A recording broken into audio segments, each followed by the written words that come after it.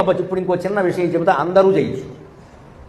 సరిగ్గా ఈ బొటన వేలు, చేతి బొటన వేలు, కాలి బొటన వేలు కూడా పితృదేవతలకి సంకేతం అంటారు. అందుకే తర్పణం పెట్టేటప్పుడు చూడండి, పైతృక తర్పణం అని ఇలా చేతిలోకి నీళ్ళు చూసి ఈ బొటన వేలు నుంచి వచ్చి పెడతారు. అదే దేవతలకి అర్ఘ్యం ఇస్తే ఇలా ఇస్తారు, ఈ చూపుడు వేలు నుంచి. పితృదేవతలకు ఇస్తే ఇలా ఇస్తారు. ఎందుకంటే బొటన వేలు దేవతలకి, పితృదేవతలకి సంకేతం. బ్రాహ్మణులు వాళ్ళ విధి ప్రకారం, మంత్రశాస్త్రం ప్రకారం ఈ బొటన వేలు ఇలా పెట్టి తర్పణం ఇస్తారు. ఉపనయనమైన వాళ్ళందరూ అలా చేస్తారు. అది మాత్రం కాని వాళ్ళకు కూడా ఒక విధానం ఉందండి. అందరూ ఇన్ని వేల మంది ఉన్నారు. చాలా సులభమైన ఆచారం పాటిస్తే మీ పితృదేవతల కటాక్షం, వెళ్ళిపోయినటువంటి తల్లి తండ్రి తాత ముత్తాతలు వారి కటాక్షం మీ మీద ప్రసరిస్తుంది. ఏమిటో తెలుసా? మధ్యాహ్నం భోజనం చేశాక కాళ్ళు ఖచ్చితంగా కడుక్కోవాలి. కడుక్కోక బూట్లు ఉన్నా సరే విప్పేసి కడుక్కోవాలి. బూట్లతో భోజనం చేయకూడదు. కాళ్ళు కడుక్కోవడం అనేది కేవలం శుభ్రత కోసం మాత్రమే కాదు, రక్త ప్రసారం శుభ్రంగా జరగడానికి కాళ్ళు కడుక్కోవడం చాలా ఉపయోగిస్తుంది. కాలు తిమ్మిరెక్కినప్పుడు గమనించండి, నీళ్లు తెమ్మరించండి, తిమ్మిరి తగ్గిపోతుంది.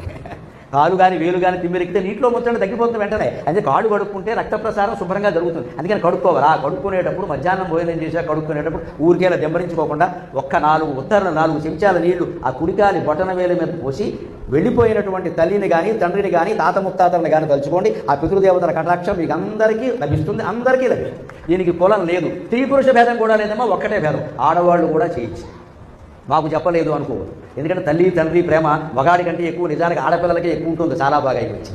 సంస్కృతంలో కూడా చెప్పారు, దుహిత దుహిత అంటారు. దుహిత అంటే దూరేపి హితా భవతి దుహిత అన్నారు. దూరంగా ఉండి కూడా మా నాన్న ఎలా ఉన్నాడో, బెళ్ళ వేసుకున్నాడో లేదో, మా అమ్మలు ఏది పాపం ఎవరు చెప్తున్నారో అని అమెరికాలో ఉండి ఆలోచిస్తుందండి అమ్మాయి. ఆ అమ్మాయిలు కూడా చేయొచ్చు, మొహమాటం లేకుండా చెబుతున్నా. అబ్బాయిలు చేయకపోయినా పర్వాలేదు, చెయ్యరు. లేదా అబ్బాయిలే ఉండరు, కొన్నింట్లో ఇద్దరు అమ్మాయిలే ఉంటారు. వాళ్ళు ఎడమకాలి బొటన వేలు మీద చేయాలి. ఈ కుడి ఎడమ తేడా అంతకంటే.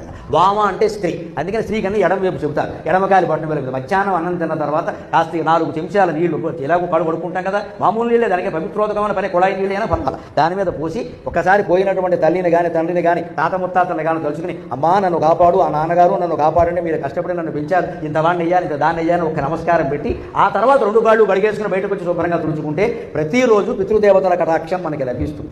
ఎందుకంటే రామకృష్ణాది దేవతలు మనని కాదు, అందరి భక్తులే, అందరినీ కాపాడాలి. మన పితృదేవతలకి మనమే సొంతం, మన ఆస్తి వాళ్ళ ఆస్తి మనం ఎక్కడ. అందుకని వాడు పోయినా కూడా మన ఇంటి చుట్టూ తిరుగుతూ ఉంటారు. మా వాడు ఇంకా ఇల్లు కట్టుకోవాలా, ఇల్లు కట్టుకోవాలా, ఇల్లు కట్టుకోవాలా అని తిరుగుతూ ఉంటాడు. ఆయన దైవల్లే వీడు కట్టుకుంటాడు, అనుమానం వెళ్ళి అప్పుడైనా సరే ఎలాగోలా కట్టుకునే ఆ కాంక్ష ఉంటుందండి మనస్సులో. అది మనం ఉపయోగించుకోవచ్చు హాయిగా. ఇంకొక రహస్యం చెప్పి వైజ్ఞానిక విషయం నేను సెలవు తీసుకుంటాను.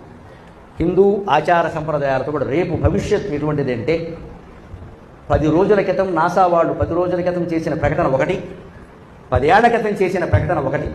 హిందూ పురాణాల్లో ఋషులు చెప్పినటువంటి పురాణ కథలన్నీ వైజ్ఞానిక రహస్యాలు అనే విషయాన్ని బయటపెట్టాయి. వైజ్ఞానిక రహస్యాలు.